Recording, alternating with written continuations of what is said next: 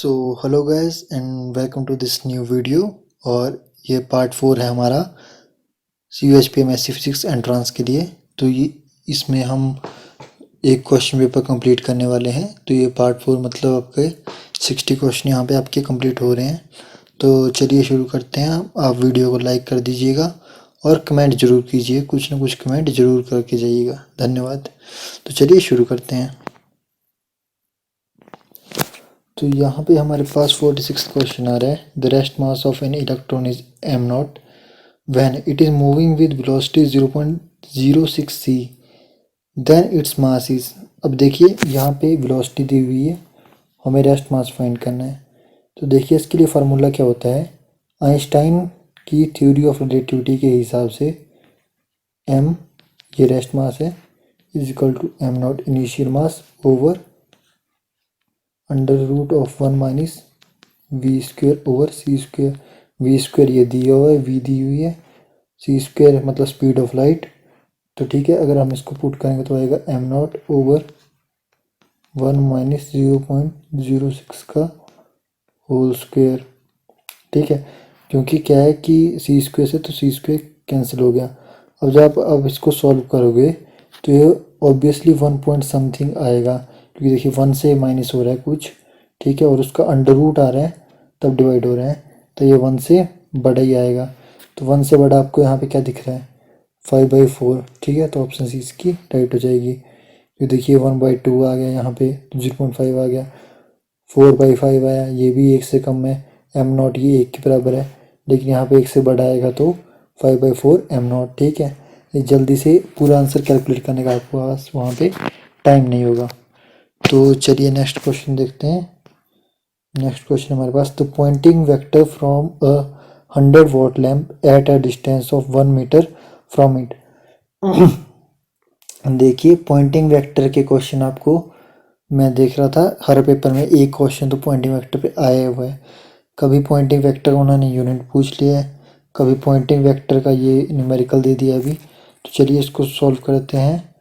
तो Poynting vector के हिसाब से नहीं करेंगे, इसे हम इंटेंसिटी के हिसाब से कर लेंगे। ठीक है, तो इंटेंसिटी आती है हमारे पास पावर ओवर एरिया। पावर दी हुई है हमारे पास 100 वाट, एरिया आ गया हमारे पास। देखिए लैंप है तो लैंप स्फीयर की शेप में लेके चलते हैं, तो 4πr²। आर क्या दिया हुआ है 1 मीटर, तो 1 का स्क्वेयर। ठीक है, तो ये आ गया 25। ठीक है, ऐसे कैंसिल होकर 25 आ गया 4 से। पाई 25 ओवर पाई करेंगे तो क्या आ जाएगा हमारे पास 7.95 वाट पर मीटर स्क्वेयर, ये वाला। ठीक है, तो ये वाला आंसर आप निकाल लीजिए अपनी कॉपी पे करके। तो चलिए नेक्स्ट क्वेश्चन की तरफ चलते हैं। नेक्स्ट क्वेश्चन है, कॉम्पिटेंस शिफ्ट डिपेंड्स अपॉन। जो कॉम्पिटेंस शिफ्ट होती है वो किस पे डिपेंड करती है। तो देखिए कॉम्पिटेंस शिफ्ट को और क्या बोलते हैं हम, कॉम्पटन स्कैटरिंग। ठीक है, तो कॉम्पटन स्कैटरिंग क्या होती है, scattering of a photon from. ये देखिए ऐसे एक फोटोन आता है, यहाँ पे कुछ चार्ज पार्टिकल होता है, उससे स्कैटर हो जाता है। ठीक है, तो ये किस चीज़ पे डिपेंड करेगी ये पूछा हुआ है। तो energy, instant radiation, frequency in पे डिपेंड नहीं करती है, क्योंकि हम कॉम्पिटेंस स्कैटरिंग बोलते हैं। तो आप सीधा देख लीजिए एंगल ऑफ स्कैटरिंग पे डिपेंड करती है। 48 का सी आंसर। ठीक है, आसान क्वेश्चन है एकदम। नेक्स्ट क्वेश्चन बोला हुआ एनर्जी ऑपरेटर ई इज। तो देखिए एनर्जी ऑपरेटर ई, या एनर्जी ऑपरेटर एच भी आ जाता है, हैमिल्टोनियन ऑपरेटर भी बोल देते हैं इसे ही। तो ये ऑपरेटर क्या होता है हमारे पास, तो देखिए यहाँ पे इसका आंसर आएगा हमारे पास बी, अयोटा एच कट कर ली और कर ली टी।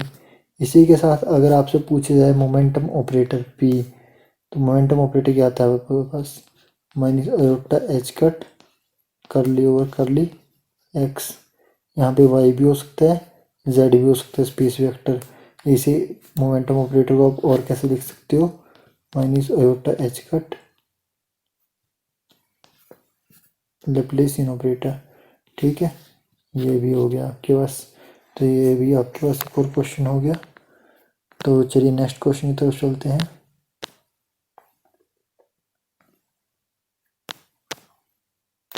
नेक्स्ट क्वेश्चन बोल रहा speed of an electron having wavelength 10⁻⁻⁻ -10 metre ठीक है। वेव लेंथ दी हुई है आपके पास 10⁻⁻10 मीटर। देखिए स्पीड ऑफ इलेक्ट्रॉन का एक फार्मूला मैं आपको बताऊंगा, v is equal to h/m lambda. h क्या आता है आपके पास 6.6 इंटू 10⁻⁻34। m की वैल्यू आती है 9.1, मास ऑफ इलेक्ट्रॉन 10⁻31 और लैम्डा क्या गया आपके पास 10⁻10 दिया हुआ है। अभी आप इसको सॉल्व कीजिएगा, सॉल्व करके आपको आंसर आएगा 7.25 इंटू 10⁻6। ये वाली ऑप्शन है यहाँ पे, ऑप्शन सी करेक्ट ऑप्शन है इसकी। तो 5 क्वेश्चन हमारे पास हो गए। तो नेक्स्ट क्वेश्चन की तरफ चलते हैं। नेक्स्ट क्वेश्चन है हमारे पास, the phase velocity of wave is given by. देखिए फेज वेलोसिटी वीपी, तो इसके आंसर आएगा आपके पास c angular frequency over wave vector के। ठीक है, फेज वेलोसिटी आती है। अगर इसी तरह आपसे पूछा जाए ग्रुप वेलोसिटी वी जी, तो वो क्या आएगी derivative of angular frequency with respect to wave vector के, से वेव वेक्टर बोलते हैं, ये एंगुलर फ्रिक्वेंसी है।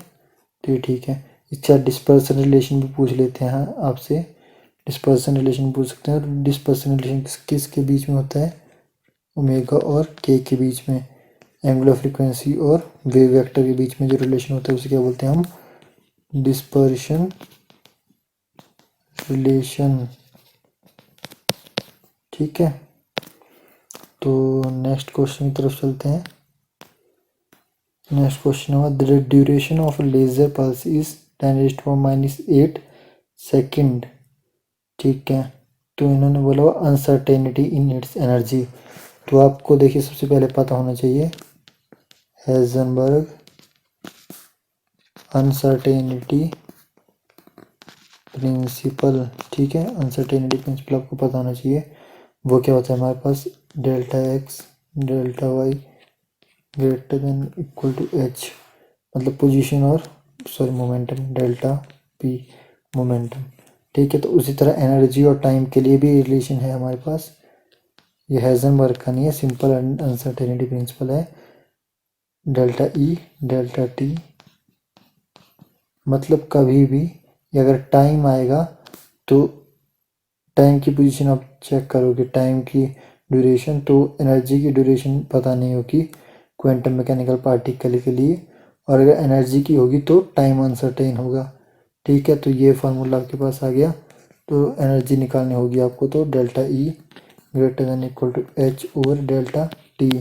ठीक है, तो अभी देखते हैं डेल्टा ई आ गया हमारे पास ग्रेटर देन एच की वैल्यू आती है 6.6 इंटू 10⁻34 और ये दिया हुआ 10⁻8 सेकेंड दिया हुआ है। तो इसे आप करोगे तो आएगा delta E greater than equal to 6.6 into 10⁻26। तो ये ऑप्शन देखिए कहाँ पे है, ये +26 है। देखो कंफ्यूज करने के लिए कैसे दिया हुआ है। और डी ऑप्शन दी हुई है 10⁻6। ठीक है, तो ये डी ऑप्शन आपकी करेक्ट होगी 52 क्वेश्चन के लिए। तो नेक्स्ट क्वेश्चन की तरफ चलते हैं। नेक्स्ट क्वेश्चन क्या, तो चलिए नेक्स्ट क्वेश्चन की तरफ चलते हैं। तो नेक्स्ट क्वेश्चन क्या है हमारे पास, नेक्स्ट क्वेश्चन दिया हुआ हार्मोनिक ऑसिलेटर का। तो हार्मोनिक ऑसिलेटर में बोला हुआ इन्होंने energy of first excited state. देखिए एनर्जी ऑफ हार्मोनिक ऑसिलेटर के मैंने क्वेश्चन आपको पहले भी करवाए हैं, लेकिन एनर्जी का नहीं करवाया शायद, तो चलो इसे फिर से करवा देता हूँ। तो हार्मोनिक ऑसिलेटर की एनर्जी क्या होती है हमारे पास, n + 1/2 into H cut omega. ठीक है, तो फर्स्ट एक्साइटेड स्टेट बोला है, n मतलब एक्साइटेड स्टेट कौन सी है, अगर ग्राउंड स्टेट में इसकी एनर्जी होती है 1/2 एच कट ओमेगा। ठीक है, फर्स्ट एक्साइटेड स्टेट में 1 यहाँ पे आप पुट कीजिएगा, यहाँ पे 1 पुट कीजिए, 1 + 1/2 3/2 एच कट ओमेगा। ठीक है, अगर यहाँ पे आपसे पूछ लिया थर्ड अगेंस्ट स्टेट, तो 3 + 1/2, उस तरह से करके आपके आंसर आते रहेंगे। तो फिलहाल जो क्वेश्चन पूछा हुआ इसका आंसर है बी 3/2 एच कट ओमेगा। तो चलिए 54th क्वेश्चन की तरफ चलते हैं। न्यूक्लियर दिया हुआ हमारे पास, बोरॉन दी हुई है 5 एटॉमिक नंबर, और ये 12 ऊपर दिया हुआ है, और इसका मास नंबर, और ये कार्बन का दिया हुआ 6 एटॉमिक नंबर और 13 दिया हुआ मास नंबर। तो पूछ रहा है कि ये क्या है, आइसोटोप है, आइसोबार है, मीडियर है या आइसोटोन है। देखिए 5 इसमें इलेक्ट्रॉन है, मतलब इसमें क्या हुए, 5 ही हमारे पास प्रोटॉन हुए, ठीक है। तो 12 माइनस 5 7, इसमें क्या आ गए, न्यूट्रॉन। इसमें 6 इलेक्ट्रॉन है तो 6 प्रोटॉन हुए, और क्या आगे 7 न्यूट्रॉन। तो 7 न्यूट्रॉन सेम है, तो क्या बोलेंगे, आइसोटोन्स न्यूक्लियाई, ठीक है। आइसोटोन मतलब इसमें न्यूट्रॉन एक तरह है, मतलब सेम है। तो चलिए ठीक है, नेक्स्ट क्वेश्चन की तरफ चलते हैं। अगर आपको कोई क्वेश्चन अभी तक समझ नहीं आया हो तो उसे कमेंट करके आप बता दीजिएगा, ठीक है, मैं आपको फिर से उसे समझा दूंगा। तो यहाँ पे बोल रहे हैं कि half life period of radio active material is. देखिए हाफ लाइफ पीरियड क्या होता है हमारे पास, ये वाली ऑप्शन 0.693 ओवर लेमडा। लेमडा आ गया डीके कांस्टेंट, यहाँ पे ध्यान रखिएगा वेवलेंथ नहीं है, डीके कांस्टेंट होता है लेमडा। और ये अपने +1 +2 में भी काफ़ी फार्मूला पढ़ा हुआ है, बीएससी में भी फार्मूला ये पढ़ा ही होगा। इससे ड्राइव कैसे करते हैं आपको सब आता है, अभी आपको ये फार्मूला याद रखना है, ठीक है। तो नेक्स्ट क्वेश्चन की तरफ चलते हैं। The value of one Rutherford is. One Rutherford, ये 2-3 कांस्टेंट होते हैं आपकी न्यूक्लियर की बुक में, तो उन्हें याद कर लीजिएगा। एक क्यूरी कांस्टेंट होता है, उस तरह से ये 2-3 होते हैं, इन्हें याद कर लीजिएगा। तो देखिए रदरफोर्ड का क्या वैल्यू आती है, तो रदरफोर्ड की वैल्यू आती है हमारे पास 10⁻⁶ इंटीग्रेशन पर सेकेंड की जो डिसइंटीग्रेशन होगी एटम से या न्यूक्लियर से, वो 10⁻⁶ डिसइंटीग्रेशन होंगी 1 सेकेंड में, ठीक है, उसे एक रदरफोर्ड बोलते हैं। तो नेक्स्ट क्वेश्चन देखते हैं। In shell model which one is magic number. तो देखिए मैजिक नंबर कौन कौन से होते हैं हमारे पास, 2, 8, 20, 28, ठीक है, 50, 82। देखिए यहाँ पे क्या हो रहा है, 2 उसके बाद 8 उसके बाद 12 प्लस हुए 20, ठीक है, 8 प्लस हुए 28, उसके बाद 32 प्लस हुए 32 नहीं सॉरी 22 प्लस हुए 50, उसके बाद आया 82। तो यहाँ पे देखिए ऑप्शन में 82 है, ठीक है। तो 82 हमारे पास आंसर आ गया शेल मॉडल का। इसके बारे में अगर आपको और डिटेल से जानना होगा तो मैं एक वीडियो बना दूंगा, आप कमेंट करके बता दीजिएगा, ठीक है। तो नेक्स्ट चलते हैं। The binding energy of a deuteron is. देखिए ड्यूट्रॉन की जो बाइंडिंग एनर्जी आती है वो आती है 2.2 MeV electron volt, mega electron volt या million electron volt, I don't know, शायद मेगा इलेक्ट्रॉन वोल्ट हो जाएगा, 2.2 MeV। और इसके साथ एक और क्वेश्चन आता है हमारे आपके पास, ट्रीटियम। ट्रीटियम जो इसका ड्यूट्रॉन है उसका ये थर्ड बात है, ट्रीटियम मतलब हाइड्रोजन के आइसोटोप आते हैं, पहला सिंपल हाइड्रोजन, फिर ड्यूटेरियम, फिर ट्रीटियम। तो ट्रीटियम की कितनी आती है हमारे पास, 8.482 MeV, ठीक है। इसके साथ कई बार हीलियम की पूछते हैं, तो हीलियम की आती है हमारे पास 7.71 MeV। कई बार ये पूछ लेते हैं कि ऐसे मतलब ऑप्शन दी होती है कि इनमें से किस सबसे ज़्यादा किसकी बाइंडिंग एनर्जी है, और ऑप्शन में दिए होते हैं सिंपल हाइड्रोजन और सेकंड मतलब प्रोटियम, फिर उसके बाद ड्यूटेरियम, फिर ट्रीटियम, और चौथी ऑप्शन दे दी होती है हीलियम। तो ठीक है, तो जैसे हम देखते हैं तो ज़्यादातर बच्चे हीलियम लगा के आते हैं, लेकिन इसका जो सही आंसर होगा वो ट्रीटियम आएगा 8.482 के साथ, ठीक है। तो इसके बारे में डिटेल में जानना होगा तो आप ऐसे एटॉमिक की बुक पढ़ सकते हैं कि क्यों होता है, ज़्यादातर केमिस्ट्री वालों का काम होता है, हमारा नहीं है। तो चलो ठीक है, नेक्स्ट क्वेश्चन की तरफ चलते हैं। नेक्स्ट क्वेश्चन बोला उन्होंने, tunnel effect is related to. तो जो टनल इफेक्ट होता है, क्वांटम मैकेनिकल टनलिंग, गूगल पे आप डालिएगा आपको पूरा टॉपिक मिल जाएगा पढ़ने को। तो यहाँ पे मैं सिंपल रिलेशन बताऊँगा इसका। तो जो हमारे पास टनल इफेक्ट होता है वो अल्फ़ा पार्टिकल डिके से रिलेटेड होता है टनल इफेक्ट। इसमें यही होता है कि जैसे कि न्यूट्रॉन होता है ये न्यूक्लियर पॉजिटिव होता है तो इलेक्ट्रॉन टेंड करता है तो कहाँ तक टनल करेगा, ठीक है। वो होता है हमारे पास अप्रोक्सीमेट डिस्टेंस या नियरेस्ट डिस्टेंस ऑफ अप्रोच। तो ये क्वांटम मैकेनिकल का एक और कॉन्सेप्ट है, इससे भी क्वेश्चन आ जाते हैं। और टनल इफेक्ट वो होता है कि जैसे एनर्जी बैरियर है, ठीक है, पोटेंशियल बैरियर है और ये एनर्जी बैरियर है, पोटेंशियल बैरियर या एनर्जी बैरियर। तो इलेक्ट्रॉन इस साइड से इस साइड चले जाता है, इतनी एनर्जी इस ऐसे जाने से एनर्जी ज़्यादा चाहिए तो वो नहीं होती है, लेकिन फिर भी इसकी प्रोबेबिलिटी होती है कि ये रीजन 2 में पहुंच जाएगा, ठीक है। उसे टनल इफेक्ट बोलते हैं हम।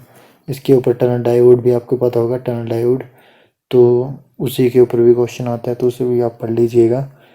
तो चलिए नेक्स्ट क्वेश्चन की तरफ चलते हैं। लास्ट क्वेश्चन आता है हमारे पास।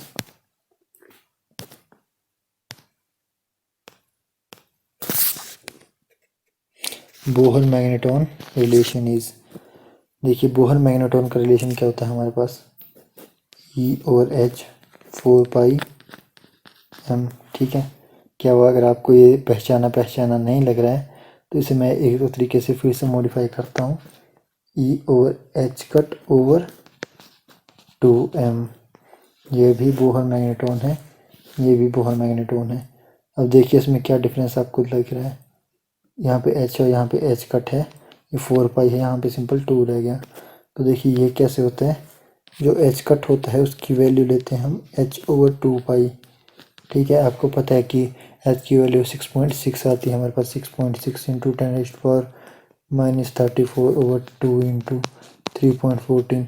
तो इतनी ज़्यादा कैलकुलेशन करने से बचने के लिए क्या किया हुआ हमने, एच कट निकाल दिया हुआ, और इसकी वैल्यू एक बार के मैं कैलकुलेट करके एच कट की वैल्यू जैसे 1 पॉइंट समथिंग आती है वो हमने याद कर लेते हैं, और एच कट ही क्वांटम मैकेनिक्स में ज़्यादातर चलता है। क्योंकि अभी तक तो आप बीएससी में तो आप एच से काम चला रहे थे, लेकिन अब एच कट ही चलेगा, क्योंकि H/2π इतना बड़ा करना लगोगे न्यूमेरिकल्स तब तो हो जाएगा, तो इसलिए एच कट, ठीक है। तो इसका ये वाला आंसर आ गया E/H/2m और E/H/2 4πm, ठीक है, ये वाली ऑप्शन डी। तो चलिए इसी के साथ आपका ये क्वेश्चन पेपर कंप्लीट हो गया, 60 क्वेश्चन। तो अभी हम नेक्स्ट वीडियो से अगला क्वेश्चन पेपर स्टार्ट करेंगे। तो नीचे कमेंट करके बताइएगा कि आपके लिए वीडियो हेल्पफुल हो रही है नहीं हो रही है। और मैं पिछली काफ़ी वीडियो से यही बोल रहा हूँ कि अपने एचपीयू का जो आंसर की स्कोर आपका आ रहा है आंसर की से देख के, तो उसे कृपया लिख दीजिएगा नीचे। अब या फिर ऐसे बता दीजिएगा कि आपको लगता है कि आपका एचपीयू हो रहा है या नहीं हो रहा है, ठीक है।